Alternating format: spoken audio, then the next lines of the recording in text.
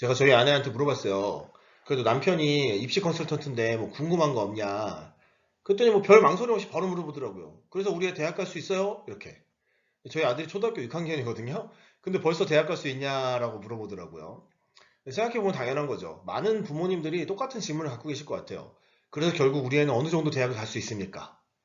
물론 대학이 인생의 모든 걸 결정해 주는 건 아니지만 그래도 학창 시절에 제일 목표가 되니까 어느 대학을 갈 수 있느냐 많이들 궁금해 하시죠. 대학 입시는 단순하지가 않아서 이 정도 점수면 이 정도 대학 갑니다. 이렇게 쉽게 얘기할 수는 없어요. 워낙 변수들이 많기 때문에. 그래도 큰 틀 안에서 대학 입시라는 큰 틀 안에서 어느 정도 점수가 나와야 어느 정도 대학을 갈 수 있다. 이 정도는 얘기할 수 있거든요. 그래서 오늘은 제가 좀 통계를 가지고 대한민국에서 어느 정도 성적이 나와야 어느 정도 대학을 갈 수 있는지 좀 가이드를 한번 드리려고 합니다. 우리 아이 대학 갈 수 있나요? 네, 갈 수 있죠. 원하는 대로 못 가서 그렇지. 대학 입시에는 공식이 있습니다.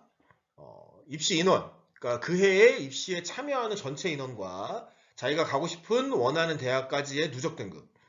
이 누적 등급이 왜, 누적 정원. 누적 정원이 중요한 이유가 우리나라는 대학이 줄을 서 있단 말이에요. 그러니까 순서가 정해져 있어요.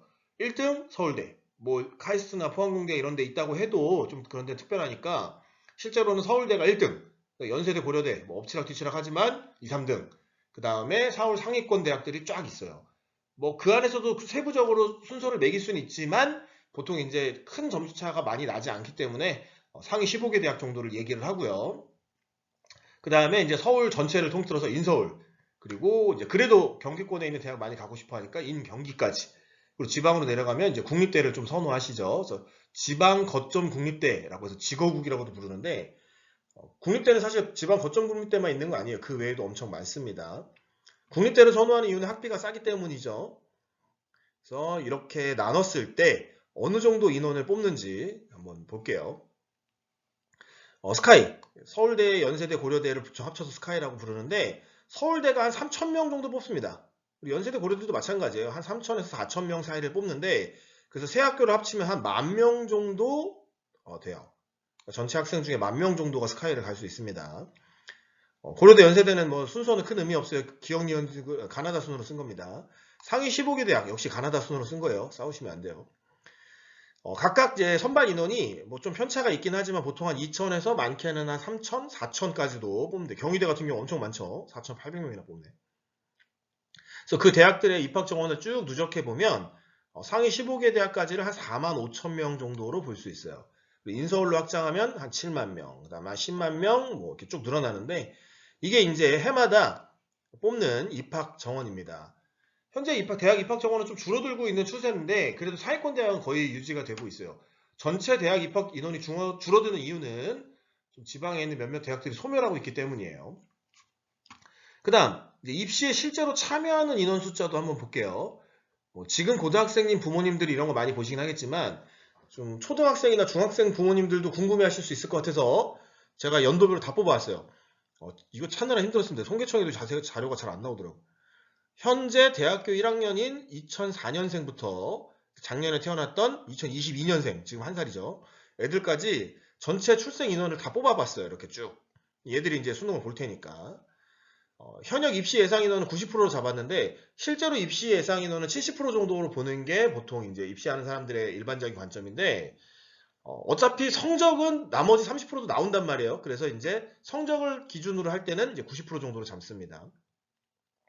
어쨌든 출생 인원 중에 90% 정도만 이제 현역이라고 본다면 이렇게 수치들이 이제 쭉 나오고요. 그리고 해마다 거의 우리나라는 이제 대학 입학생 중에 30% 정도는 재수를 해요. 그래서 전년도에 30% 정도가 재수를 한다고 봤을 때 여기 이제 숫자들이 쭉 나오는 거죠. 그래서 현역 입시 예상 인원과 재수생을 합치면 이제 그 해의 예상 입시 인원을 알 수 있어요. 뭐 정확한 수치는 아니고 대략적인 수치입니다. 대략 한 50만 명 전후로 이제 보시면 돼요. 근데 지금 언론에서 계속 이슈인 게 인구 감소잖아요. 실제로 인구 감소가 얼마나 있냐, 이거는 이제 여기 보면 수치가 보면 나오긴 하는데, 우리나라가 정말 치명적으로 인구 감소가 일어나는 거는 이제 2015년 전후예요. 그래서 현재 초등학교 2학년, 3학년 요런 애들인데, 그때부터 좀 유의미한 숫자로 줄어들기 시작을 해요. 그래서 지금 유치원 다니는 애들 밑으로는 팍팍 줄어들죠. 여기 보면 48, 43, 39, 36. 그 현재 이제 작년에 태어난 애들 같은 경우에는 29만까지 거의 약 30만 명으로 떨어지는데 올해 입시 예상 인원이 50만 명인 거 생각하면 거의 절반이죠. 많이 떨어지긴 했어요. 근데 이렇든 저렇든 현재 입시는 한 10년간은 별 차이 없어요. 10년간 인구 감소에 영향을 받지 않습니다. 즉 초등학교 한 4학년 이상은 현행 입시랑 별 차이 없다라고 보시면 돼요. 자, 이걸 가지고 실제 몇 퍼센트 한번 볼게요. 기준 등급. 이제 부모님들이 많이 착각하는 것 중에 하나가 고교 성적표에 생기부에 등급이 나오다 보니까 등급으로 대학을 갈 거라고 생각하시는데 실제 대학에서 등급은 거의 보지 않습니다. 특히 서울 상위권 대학은 거의 등급 보지 않아요. 좀 지방에 있는 몇몇 대학들이 보지 거의 다 뭘로 보냐면 Z점수 변환이라는 걸 뒤에 가서 좀 얘기할 텐데 Z점수 변환이라는 걸 해서 상위 누적이라는 걸 봐요. 그래서 이 친구가 실제로 상위 몇 퍼센트 정도 되느냐 이런 거를 좀 구체적으로 봅니다. 그리고 등급을 본다고 해도 등급이 단순하게 1등급, 2등급 이렇게 나오지 않고 1.00부터 벌점 1.99까지 이렇게 엄청 세분화시켜서 나눠서 봐요. 한 과목당. 그러다 보니까 실제로 등급으로 학교를 얘기하는 건 별 의미가 없고 상위 몇 퍼센트 정도 이렇게 해서 상위 누적이라고 그러는데 상위 누적 퍼센트로 대학을 흔히 얘기를 합니다. 그걸 알고 한번 볼게요. 현재 고3 응시 예상 인원이 이 정도 한 52만 명 되죠. 스카이 입학 정원이 한 10,000명 정도 되니까 이걸 단순하게 딱 계산해 보면 2% 나와요. 50만 명 중에 10,000명 가는 거니까 와 2% 장난 아니네요. 1등급 커트라인이 4%인 거 생각하면 1등급도 다 못 간다는 얘기죠. 실제로 한 1.3등급 정도 돼야 이제 스카이 한번 써볼 만합니다. 그리고 상위 15개 대학까지 입학 정원을 늘리면 45,000명 되는데 그러면 한 8.6%, 8.5% 정도로 보면 맞을 거예요. 등급으로 얘기하면 한 2.5등급 정도 됩니다. 그리고 인서울까지 확장하면 한 14% 정도 되고 실제로는 한 13%에서 13.5% 정도 보는데 한 3등급 초반 이렇게 보시면 돼요. 그리고 이제 경기도까지 확장. 경기도 안에는 이제 경기 상위권, 중위권, 하위권 대학의 편차가 굉장히 심하긴 한데 어쨌든 경기도 안에 있는 숫자를 다 퉁쳐서 그냥 보면 한 10만 명 되니까 20%. 실제 경기 상위권 대학은 인서울하고 큰 차이가 없습니다. 한 13%에서 14% 정도 돼요. 뭐 예를 들면 아주대, 공과대 유명하죠. 아주대 공대 같은 경우에는 이제 몇몇 과 같은 경우는 거의 한 8%, 9%까지 나오는 경우들도 있어요. 그래도 20% 맞았다고 해서 자기가 무조건 뭐 경기 최상위권 갈 수 있다 이렇게 생각하시면 안 돼요. 어쨌든 경기도까지 인원을 확장하면 한 20%. 그 다음에 지방 국립대까지 확장하면 한 32% 정도 된다라는 걸 알 수가 있어요. 야, 그렇게 해도 50%도 안 되네요. 즉, 전체 학생 중에 상위 30% 정도만 어쨌든 국립대 이상을 갈 수 있다라고 봐야 돼요. 이 수치는 한 10년 동안은 변하지 않습니다. 그래서 상위 누적 기준 등급을 좀 요약해보면 스카이는 한 상위 2% 정도. 이해하기 쉽게 등급으로 말씀드리면 1.5등급 정도 되고요. 상위 15개 대학이 한 8.5%. 어우, 엄청나죠? 여기 제가 써놨으니까. 인서울이 13.5%, 인경인 20%, 국립대 31% 정도. 각각 등급으로 얘기하면 이 정도 됩니다. 근데 등급은 큰 의미가 없어요. 계속 얘기하지만 누적으로, 상위 누적으로 이야기를 하셔야 돼요. 자, 이제 알았어요. 아, 스카이 가려면 상위 2% 정도 하면 되는구나. 근데 문제가 있죠. 그래서 우리 딸은 상위 누적 몇 프로일까요? 근데 그거를 보는 게 정말 어렵단 말이에요. 특히 중학생 이하는 전국 단위의 시험을 잘 보지 않기 때문에 정확하게 판단하는 게 거의 불가능한 수준이에요. 그래서 학교 점수만 놓고 얘기하면 어려워요. 그래서 그거를 확인할 수 있는 방법 중에 하나가 이제 Z 변환이라는 거예요. 학창 시절에 배웠던 표준 정규 분포에 대한 얘기입니다. 그래서 자기 점수, 실제 시험 점수로 상위 누적, 전국 단위 상위 누적을 예측해 보는 법을 알려드릴게요. 자, Z 점수는 계산하는 방법 간단합니다. 원점수, 자기 시험 점수 나오면 거기서 학교 평균을 빼고 그걸 학교 표준 편차로 나누면 돼요. 과목별로. 평균과 표준 편차는 모든 학교와 성적표가 다 나오게 되어 있습니다. 자, 그러면 이 나오게 된 점수를 가지고 이 Z 점수 값을 가지고 이 변환 표를 보면 이제 수치로 쫙 나오는데 이 뭐 0. 얼마 이렇게 나오는데 이게 퍼센트예요. 그러니까 0.53 그러면 53% 정도 된다. 근데 이 거꾸로 돼 있죠. 99%가 제일 잘한 거예요. 그래서 상위 누적으로 얘기하면 이제 1%가 제일 잘한 거니까 이 Z 값이 Z 점수 값이 클수록 등급이 높다라고 생각하시면 돼요. 잘하는 거다. 근데 학교 난이도, 학교 시험의 난이도에 따라서 이 Z 점수는 천차만별이 되는데 같은 85점이라고 해도 학교 평균과 표준 편차가 어떠냐에 따라서 Z 점수가 크게 달라져요. 예를 들어서 제가 두 개 써놨는데 학생의 점수를 뭐 85점 맞았어. 근데 학교 평균은 50점. 그러니까 학교가 좀 못하는 건가 보죠? 아니면 시험을 엄청 어렵게 냈던가. 그리고 표준 편차가 20. 표준 편차가 크다는 얘기는 학생들의 실력이 갭이 크다는 거예요. 학생들이 좀 평균에 모여있지 않고 막 들쭉날쭉하다는 거죠. 그러니까 잘하는 애하고 못하는 애의 편차가 큰 그런 학교죠. 그런 학교에서 이런 점수를 맞았다면 이 Z 점수로 계산을 해보면 1.75라는 수치가 나와요. 그럼 이 1.75를 어디다 넣냐? 여기 있죠. 1.7. 1.7과 1.8 정도 되니까 중간 정도로 보면 한 0.4% 정도, 0.04, 그러니까 4% 정도 된다고 보겠죠? 한 4%, 5% 정도 되는데 요 정도 된다 보시면 돼요. 요 수치를 가지고 보면 돼요. 그럼 한 2등급 정도 된다고 보면 되겠죠. 또 어떤 아이는 이제 85점을 맞았는데 이 친구는 학교 평균이 80이야. 엄청 높은 거죠. 시험을 아주 쉽게 냈거나 학생들 수준이 아주 높거나 둘 중에 하나인데 표준 편차가 10점. 와, 그러면 애들이 평균 쪽에 엄청 모여있다는 얘기거든요. 이런 경우는 학교 시험도 쉬웠고 아마 학교도 꽤 잘하는 학교일 가능성이 커요. 이렇게 되면 85점을 맞았는데 Z점수 변화를 하면 0.5밖에 안 나와. 그럼 0.5가 여기 있는데 보면은 0.301, 즉 31%가 나와버리거든요. 31%. 엄청 차이가 나죠? 같은 85점이라도 어떤 아이는 상위 5%가 되고 어떤 아이는 상위 31%가 된단 말이에요. 등급 차이도 엄청나요. 2등급이냐 4등급이냐 큰 차이. 그러니까 자기가 시험에서 뭐 100점 맞았다 90점 맞았다 크게 중요하지 않아요. 당연히 높은 점수 맞아야 되지만 그것보다 더 중요한 건 실제 학교 평균과 표준 편차가 어떻게 되느냐가 아주 중요해요.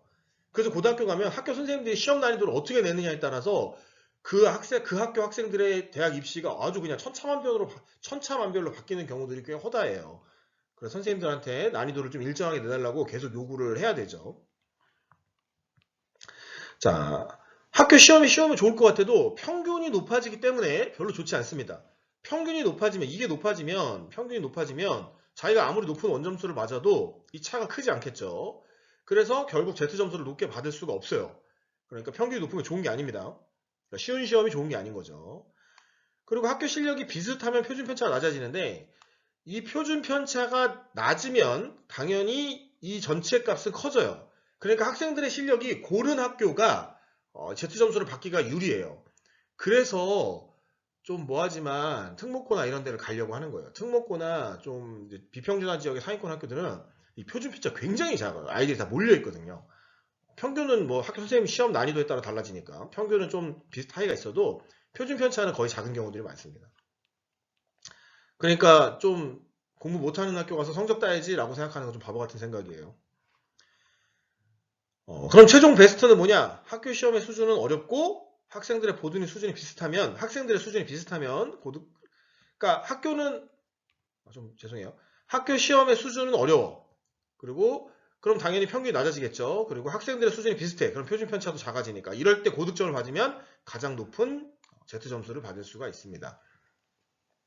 이 Z점수는 이론상 3 이상도 나올 수 있지만 3이 넘어가는 건 큰 의미가 없다라고 봐요. 3만 해도 사실 0.001, 즉 0.1%이기 때문에 이미 뭐 엄청 높은 수치죠. 대학에서 쳐주지도 않습니다. 보통 대학교 입시 요강 보면은 Z점수 3 이상 그냥 다 3으로 쳐줘요. 자, 이렇게 Z점수 변환을 하면은 대략적인 전국에서의 자기 위치를 알 수는 있어요. 근데 이것도 어쨌든 학교 안에서 하는 거니까 아주 정확하지는 않아요. 좀 정확한 Z점수를 알고 싶으면 전국 단위 모의고사를 보면 되죠. 보통 고등학생들이 모의고사 성적표 보면 등급만 갖고 막 엄청 좋아하는데 막 2등급이다, 3등급이다. 근데 별 의미 없습니다, 그거. Z점수 변환해보면 좀 다르게 나오는 경우들도 허다해요. 그래서 변환해서 정확한 등급을 좀 알아야 돼요, 자기가. 같은 2등급이 2등급이 아니에요. 편차가 엄청 큽니다. 그래서 전국 단위 모의고사 중요해서 이걸 좀 잘 봐야 되는데 안타깝게도 고등학생들이 모의고사 날은 그냥 노는 날이라고 생각하는 경우들이 많아서 대충 봐요. 그러면 안 되는데. 부모님들이 많이 얘기해서 모의고사 좀 잘 보라고 얘기해 주세요.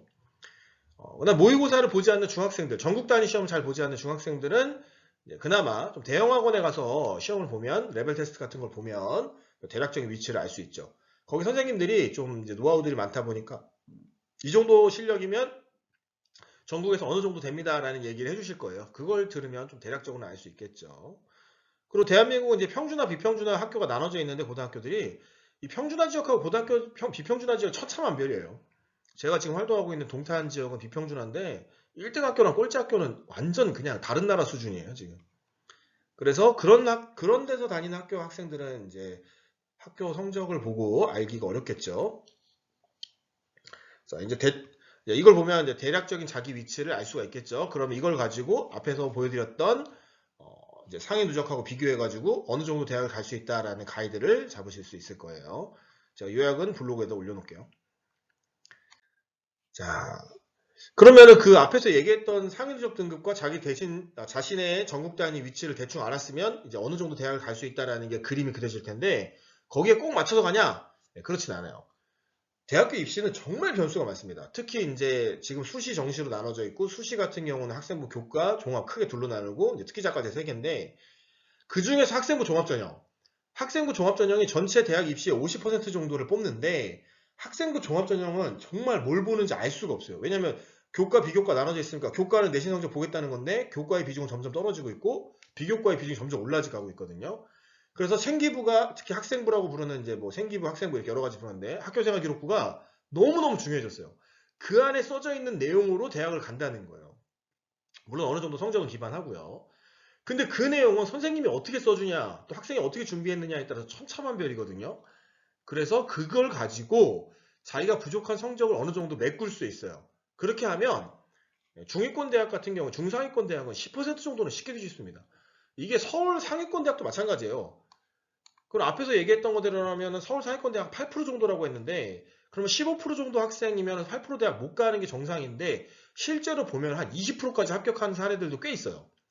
그러니까 뭐 12%, 13% 이런 아이들이 서울 상위권 대학 못 가냐? 아니에요. 학생부 종합만 잘 쓰면 충분히 갈 수 있어요. 그래서 학교 생활 열심히 하면서 이제 세특이나 뭐 행특, 창체 이런 거를 체계적으로 준비하면 성적이 조금 안 돼도 충분히 다 갈 수 있습니다. 지금 이제 입시제도 엄청 변하고 있는데 그 중에서 이제 자소서가 폐지됐고 미반영 항목이 점점 늘어나고 있거든요. 뭐 독서 활동도 안 봐, 뭐 수상 경력도 안 봐, 봉사 활동도 안 봐. 그럼 뭘 보겠다는 건지 모르겠는데 이런 것들을 안 보다 보니까 세특이나 창체, 행특 이런 것들이 너무너무 중요해졌어요. 근데 저도 이제 입시 컨설팅 하긴 하지만 좀 대한민국의 안타까운 현실인데 입시 컨설턴트가 껴가지고 이 준비를 해주면 차원이 다른 결과물이 나와요. 그래서 일반 학생들이 사실은 좀 이기기가 쉽지가 않아. 좀 너무 안타까운 것 같아요. 자소서라고 제가 썼는데 실수 자소서가 아니라 생기부의 차이예요. 잘 쓴 생기부랑 못 쓴 생기부는 천지 차이예요. 나중에 이거를 제가 따로 이제 잘 쓰는 거 한번 보여드릴게요. 그리고 이제 면접도 보죠. 면접은 크게 이제 확인 면접, 재시문 면접 해가지고 두 가지 나누는데 면접을 대학교에서 그렇게 크게 신뢰하지는 않는다라는 생각이 드는 게 이 확인 면접 때문에 그래요. 대부분의 대학이 확인 면접을 보는데 확인 면접이 뭐냐면 학생부에 적혀 있는 내용 진짜 맞아? 라는 질문을 많이 해요. 그래서 학생들이 학생부를 충분히 외워가지고 가면은 여기서 뭐 크게 헤맬 일은 없는데 거의 다 뭐 거짓말하는 거 찾아내려고 하는 면접이 많다 보니 거의 다 학생부로 평가되는 경우들이 많습니다. 몇몇 상위권 대학이나 의대 같은 경우에는 재시문 면접을 해요. 재시문 면접은 완전 시험이에요. 엄청 어렵습니다. 자, 이렇게 해서 학생부로 이제 앞에서 얘기했던 기준 등급을 어느 정도 뒤집을 수는 있다. 요거 알고 계시면 되고요. 좀 장기적인 관점에서 대학 입시의 변수들이 몇 개 있는데 일단 뭐 글로컬이라는 게 등장을 했어요. 이게 뭐냐면 글로벌하고 로컬의 합성어인데 지방에 있는 대학들이 아무래도 인기가 없고 학생들 정원수가 계속 줄어들고 있는 현실이거든요. 그리고 지금 가치관이 많이 변하면서 대학을 꼭 가야 되냐 이런 이제 사회적 인식도 생기니까 지방 대학들이 점점 더 인원이 줄어들어요. 그래서 폐지가 많이 되고 있는데 대학들이 사라지고 있죠. 그래서 그걸 좀 해결하려고 글로벌 인재를 끌어들인다 하나, 그 다음에 지역사회에 연합한다 하나. 그래서 이걸 글로컬이라고 하는데 뭐 정부에서 뭔가 해보려고 하는 것 같아요. 근데 이게 이제 잘 돼가지고 정착을 하면은 지방에 이제 사립대나 좀 지금 성적이 낮은 학교들이 오히려 성적이 좀 올라갈 수 있는 기회가 될 수도 있고, 지금 우리나라는 이게 체감이 잘 안 되는데, 미국 대학 같은 경우에는 사실 미국 현지 애들보다 외국 애들이 더 많이 다니거든요, 미국 대학을. 우리나라도 그럴 가능성이 있어요. 어쨌든 아시아 지역에서 대한민국의 인지도가 상당히 높기 때문에 뭐 동남아나 중국 학생들이 한국으로 대학을 많이 오고 싶어 하거든요, 현재. 근데 지금 우리나라 대학은 외국인들 그렇게 많이 뽑지 않는단 말이에요. 근데 이제 인원 감소가 일어나면 어쩔 수 없어요. 대학들도 먹고 살아야 되니까 외국인들을 엄청 받게 될 거예요. 지금도 많아, 사실은. 점점 더 받을 수도 있어요. 그러니까 한국 학생들이 한국 애들하고만 경쟁을 하는 게 아니라 외국 애들하고도 경쟁을 해야 될 상황이 생길 수 있죠. 그러면 이제 입시 판도가 크게 또 변하겠죠. 아직은 뭐 그렇게까지는 아닌데. 요건 조만간 한 5년 안에 일어날 일이고요. 그 다음에 인구 감소. 이건 아까 말씀드린 대로 현재 초등학교 3학년 이하 아이들이 해당이 되는데 정말 수직 하강이에요. 그래서 그때는 이제 10년 후기 때문에 또 입시가 바뀔 거라 아직 정확하게 예측하기는 어려워요. 예. 벌써 이제 교대 인원을 감소한다라는 얘기가 나오고 있죠. 그리고 전체적인 가치관의 변화. 저는 이거를 좀 높게 사는데 뭐 저희 아이들도 학원 안 다니긴 하지만 대학을 꼭 가야 되나라는 생각이 저도 있어요, 사실은. 저 대학 입시 컨설턴트인데도 학습 컨설턴트고 입시 컨설턴트인데도 대학을 꼭 가는 게 인생의 답일까라는 의문이 저도 갖고 있으니까 세상이 많이 변하면서 대학 말고 다른 대안들도 많이 생기고 있죠. 그러다 보니까 대학 입시도 자연스럽게 많이 변할 거라고 예상은 돼요. 네. 그리고 뭐 대한민국은 역시 입시제도가 중요한데 입시제도가 맨날 변해요. 그리고 지금 2028년 대학 입시 제도에 이제 아주 큰 틀에서 변할 거라는 이제 교육부 방침이 이제 발표가 있었어요. 어느 정도로 변할지 모르겠어요. 뭐 수능까지 완전 뒤흔든다라는 얘기가 나올 정도니까. 근데 요게 현재 중학교 1, 2학년 학생들에 해당이 되거든요. 그래서 이제 이때 아이들은 이제 입시제도 변화에 큰 영향을 받을 거라고 예상은 됩니다. 자, 뭐 결론을 내면 다시 요 표가 나오는데 처음 질문이 그랬죠. 우리 아이 대학 갈 수 있나요? 그 대답은 성적이 나와야 알 수 있는데 제가 이 기준을 드리는 거예요. 이 정도 성적이면 이 정도 대학 갈 수 있습니다라는 답을 드리는 거예요.